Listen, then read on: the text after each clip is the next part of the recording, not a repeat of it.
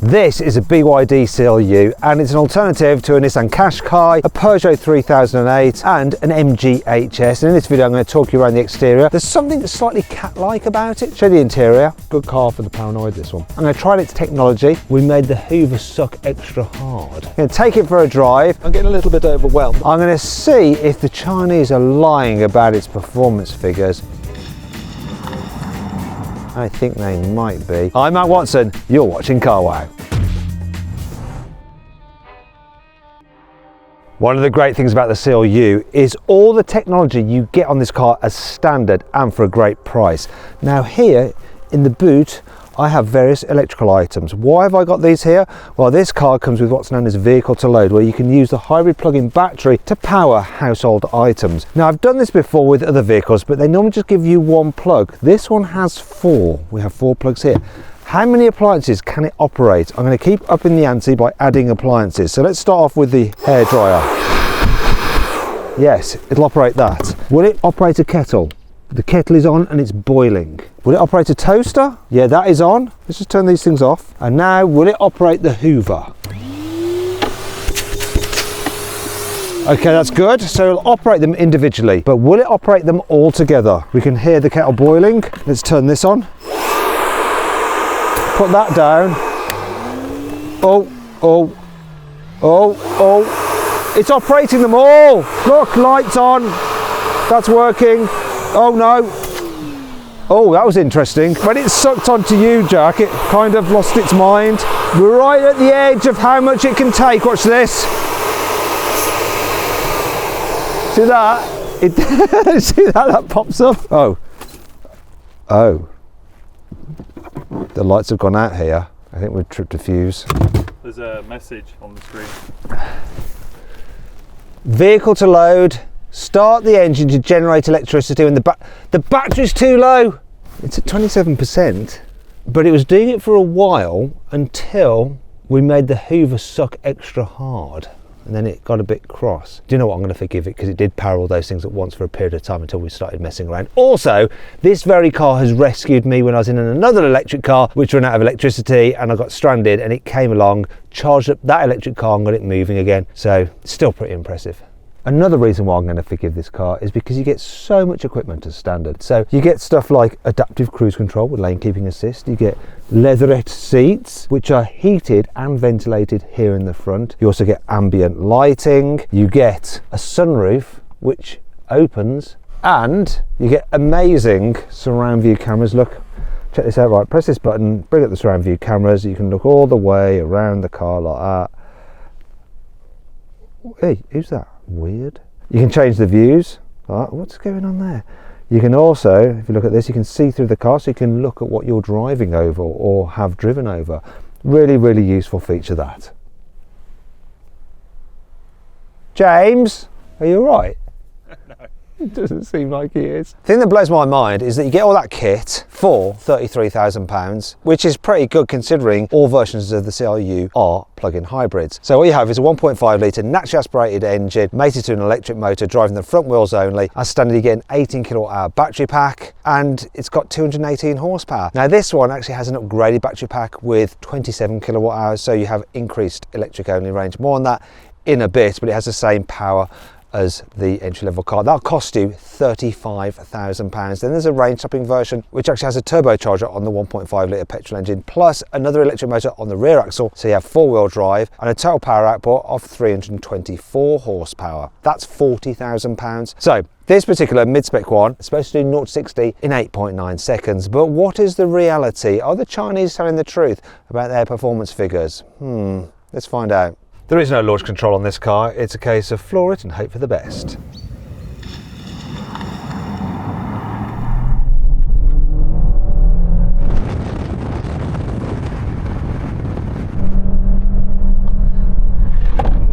Actually did it in 7.8.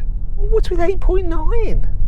So it's good that this car can do 0 to 60 quicker than they said, but can it stop quick? Let's see what we're going to do.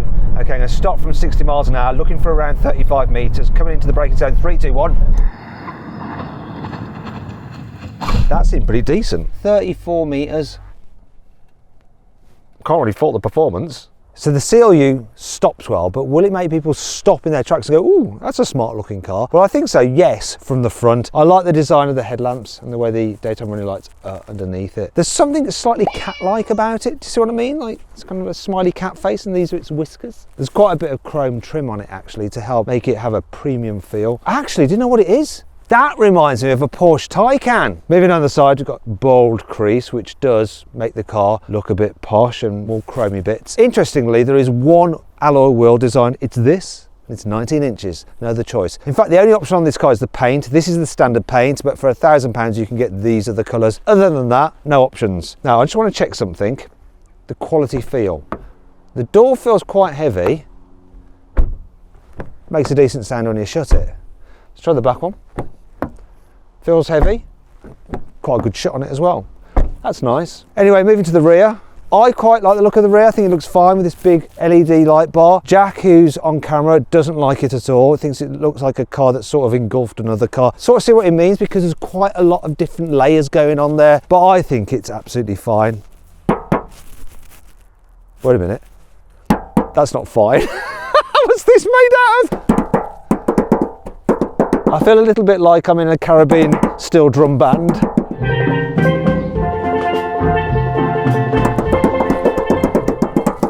Enough of that nonsense. Thankfully, the interior panels sound a lot more expensive than that boot lid. In fact, it's really nice and squidgy, this armrest and the armrest there, and that's all good. And we've got squidgy materials on the top of the dash. I mean, it's fake stitching, but who cares? And then leatherette here. If I wobble it, it's sturdy as anything. Now the design, I'm not sure. It seems a little bit like a previous generation car, especially this bit. Reminds me of a Jaguar XF, not in a good way. But other than that, I think it's all right. Massive screen here, and the tech is really good. Really, really crisp display. It's quite responsive as well, and it's quite easy to figure out exactly where all the functions are as well. Most of them are just down the side. A little bit of a like Tesla rip-off in the way that you have easy access to all the different key menus for the car, and you can configure loads of stuff, and you have these shortcut buttons as well. So I really like that. I also like the fact that if you're the kind of person that prefers landscape, you can turn the screen around like that. I think landscape is better on maps because... You mean portrait? I mean portrait. The only problem is, look, you can see you don't have so many menus on the bottom, but when you're on the Navi, it is definitely better because you can see your route ahead of you. And that's really handy when you're looking ahead at traffic jams and other routes that you might be wanting to take. Like that a lot. There is a slight problem with it though. If you are using Android Auto or Apple CarPlay, then you can't flip the screen. And obviously you're always using that. So it's almost like just a piece that you're going to shove to people and they go, actually, I can't use it because I'm using my phone. Anyhow, digital driver's display, it's okay. You can't really change the view, but you can just change what is shown on there. Heads-up display, you get a standard, which is really good, and it's nice and clear, ideal position as well. So I like that. In terms of practicality, there's a decent amount of space under this armrest, and you might be thinking, what is this? Is this a torch? Is it a torch? No, it's not a torch. I'll show you what it is. So it's a safety thing. See that? It's got a blade in it. That is, if for some reason your seatbelt jams in, you can cut through your seatbelt using that. Then the other thing is this. What is that for? It's actually for breaking glass. So let me show you on this bottom. See the lid there? Right, you push that onto the glass. See that? I'll shatter the glass. Interesting, eh, Watson? Good car for the paranoid, this one. Anyhow, 2 cup holders here, and they're a decent size. They can hold like wide bottles, thinner bottles. They do rattle about in there a bit. You've got your gear selector there, which reminds me of one on a Porsche 911 actually, and you've got a direct access to control your demist for your windscreen and turn your fan off and on. Though if you want to change anything more on the climate, you do have to go into the climate settings through the screen, which is a little bit annoying, but they're always there at the bottom of the screen. And then here you have 2 wireless charging points there, though they do only charge at 15 watts, so not that fast. However, underneath here you have USB ports there, and one of them can charge at 60 watts, so you can charge a laptop off that, which is really good. And there's some more storage there as well. Moving on to the glove box, it's nicely damped. A little bit disappointed it's not lined with felt, so things will rattle about. Door bins, they are large, so you can even fit larger bottles in there like that, which is good. And then you've got some big sun visors, which is handy on a day like today when the sun is low and bright. You've got your sunglasses holder there as well. Adjustment in the steering wheel is fairly decent, and there's lots of adjustment in the driver's seat as well. You can really jack it up quite high if you want to. I feel like I'm in a Range Rover now. However, how practical is the BYD CLU here in the back seats? Knee room is good. Headroom, a little bit on the tight side. There's plenty of foot space because you've got a completely flat floor. However, because the batteries are underneath the floor, there's not that much of a distance between the seat base and the floor, which means limited under thigh support. And if the person in front of you likes their seat low, you can't stretch out to get your feet into the seat, and it can feel a little bit surprisingly cramped. Now if I move over to this other seat here, you'll see this one's raised up and then I can stretch out more, which makes it more comfortable. One thing that also helps with the comfort is this, look, you can recline the rear seats, which does help. So really tall people will need to do that to get the necessary headroom. Other things to note, here in the back you've got your cup holders there, but you don't have any through loading to the boot. Pockets on the seat backs, you've got USB-Cs down there, some pointless little storage area there for your mobile phone, and decent sized door bins. I like this. The rear windows are huge and they go all the way down, which is great news. There's something that's not so good news, but before that, Jack, jump in. James, come on, let's have a cuddle. Right, so how are we doing? It's okay. Yeah, I mean, 3 blokes, lots of clothing on because it's freezing. Yeah, it's tight, because, but look, I've got about 20 layers on because I'm freezing. It's a good shot of my crotch. There's plenty of foot space. I think this is okay. Yeah. Yeah. Okay. Okay. So that's all right. But what's it like when it comes to fitting a child seat? So the rear doors open nice and wide. The ISOFIX anchor points are easily accessible. Look, so they're not under any covers. So let's get this slotted in. It's always a faff, this is. It's the seat's fault, not the car's. Believe me, on other cars it's way harder. Right, that's the other side done. So you'll see there's plenty of space as well. Look, for even a bulky rear facing seat. So that's good. I'll tell you another thing that's good as well. Meet you in the front. Check it out. Look, we've got ISOFIX anchor points here on the front passenger seat. So it's handy if you've got 3 kids or you just want to have your baby next to you. Plus, it's dead easy to deactivate the passenger airbag. You can just turn that little dial there. Nice. Thing is, if you've got 3 kids, you're going to be carrying lots of paraphernalia. And this is where this car starts to fall down. It's to do with the boot, and it's not the... It's the fact that the boot capacity is only 425 litres, which is sort of just like a normal hatchback. Now it's good that there's no load lip to lift stuff over, but there is a slight issue here. Look, this black trim, you're going to be like unloading stuff and already it's been chipped. Now let's see how many suitcases I can actually fit in here, because, you know, numbers are one thing, but what's the actual reality? Come on, James, don't drop any, don't drop any. Good lad, good lad. Right, now which way am I going to do it? I'm going to do it this way. Oh, that's 2. Oh dear, actually. I'm going to change, I might need to go to the low cover. Can I do it right? Can we do it right? Yeah, we are, we're going to do it this way. I think this is the way to do it. It might not be as bad as I first thought. Okay, do it like this. That's 3. 4. Might work 5. 6. Come on. 6 suitcases. That's not so bad. Actually, this space is quite usable, as I've just illustrated, but in terms of outright capacity, way down on a JQ7. To watch my full in-depth video review of that car, click on the pop-out button up there, scan the QR code, or follow the link in the description of this video. Yeah, James. Come on.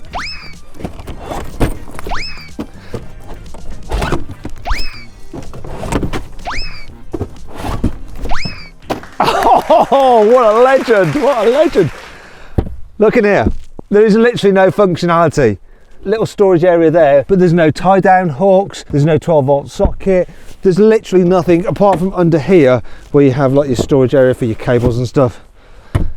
Now, I'm just going to fold down the rear seats, and you'll see that you have to obviously come around here and pull on the latch. There we go. Climbing into the other side. Oops. Oops.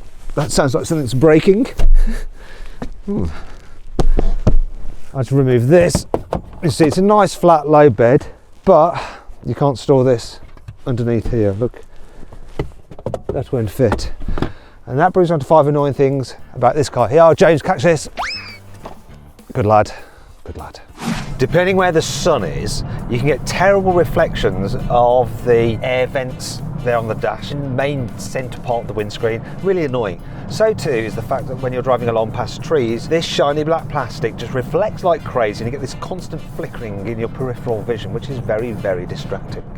The depreciation on this car is pretty hefty. So this £35,000 car is projected to lose almost half of its value after 3 years and 30,000 miles. That means it's going to effectively cost you £17,000 to own. BYD stands for Build Your Dreams. However, in the 2025 Driver Power Owner Satisfaction Survey, the brand actually came last but one. So clearly owners aren't very satisfied with their BYDs. So maybe it should stand for Beware Your Decision. Do you have OCD? Well, this is going to trigger you something rotten. It's not lined up centrally, and it's similar in the front. Look, that's centre, and it's not. The regenerative braking on this car is almost non-existent, yet there is an option to change it from standard to high. But when I do that, I can't feel any change. Now we're going to use James to illustrate that it doesn't seem to happen. So what I'm going to do is drive along, and he's going to switch between high and standard, and I'll see if I can notice when it's happening. But to just check that certain things do work when you change the settings, we're going to first do the steering weight. So I'm going to drive along, eye shut, and I'll be able to tell when he's changing the steering weight. So let's go. You've changed the steering weight. Yeah. He's changed it again. Yeah. Yeah, okay, we've got that. So that works, right? Now I'm going to do it with the regen braking. Okay, so we're in standard regen mode. I'm going to lift off. That is not making any difference. No idea. Have you pressed it at all? I did, yeah. What's that all about? Even when I did it at higher speeds, I didn't notice a difference. Also, there's no one pedal drive, which is annoying. You get one pedal drive on some plug-in hybrids, not on this. Well, you don't even seem to get much regen braking for that matter. I'm going to start off by testing this car in town. Because this one has the bigger battery, it can do up to 78 miles on electric power alone if I put it into EV mode, which I've just done. Now it's silent.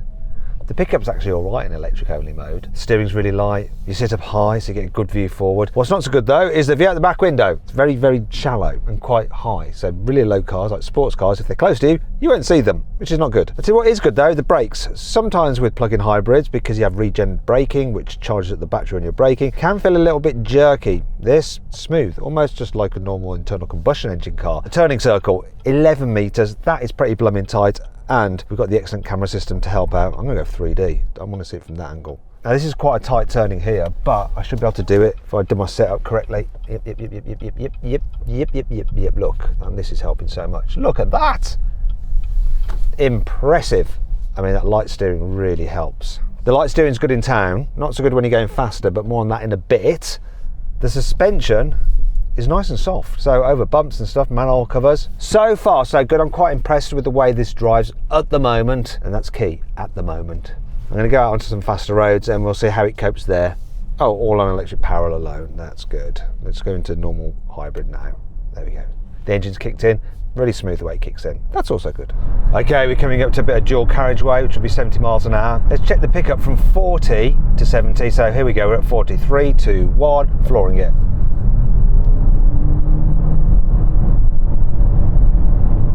That's 70. It's okay. You do get a bit of a from the engine though. It just holds the revs as you accelerate. Another thing I'm noticing is that while there's hardly any road noise, getting a bit of wind flutter from those big door mirrors. Other than that though, reasonably comfy this thing is. The soft suspension is good over bumps like it is in town, but however, when you're going quicker, you get undulations. It means it feels just a little less tied down, but it's okay. And these seats, blooming lovely. Really, really comfy. Yeah, it's fine at high speeds, this. I could live with it. Let's go try it on a twisty road. Will it be good there? If it is, it's going to be a clean sweep, isn't it? Right, first thing I'm going to do is put the car into sports mode, because that's going to add some weight to the steering, because in normal mode it's too light for faster driving on a twisty road. It just feels a bit too like vague and stuff. So this is a reasonably heavy car and it's got soft suspension. How is it going to cope? First bend. Up, up, up, up. Okay, it went round all right, bit of body lean.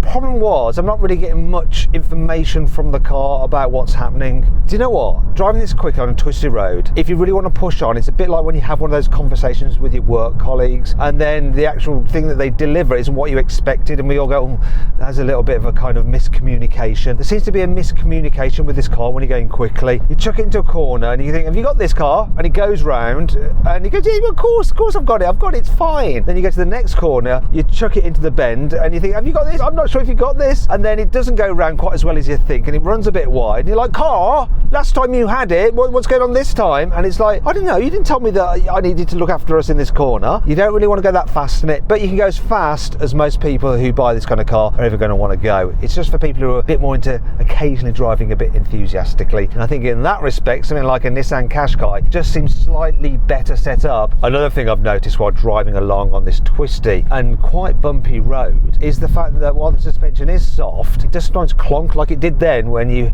hit a bump. Also, when there's lots of little kind of imperfections in the road, it's always just a little bit unsettled, like, oh, I don't know really what to do about this, and oh, I can't quite deal with all these bumps. There's too much information going on. I'm getting a little bit overwhelmed. I need to just relax a bit. The very best cars just seem to just soak up the bumps a little bit more. They're able to take the pressure, whereas this one gets a little bit flustered. Bless it. Come on, you can do it. Everything's gonna be okay. It's all right. We'll get through this, and we'll be back in town or on like a straight motorway in a bit. Don't worry about it.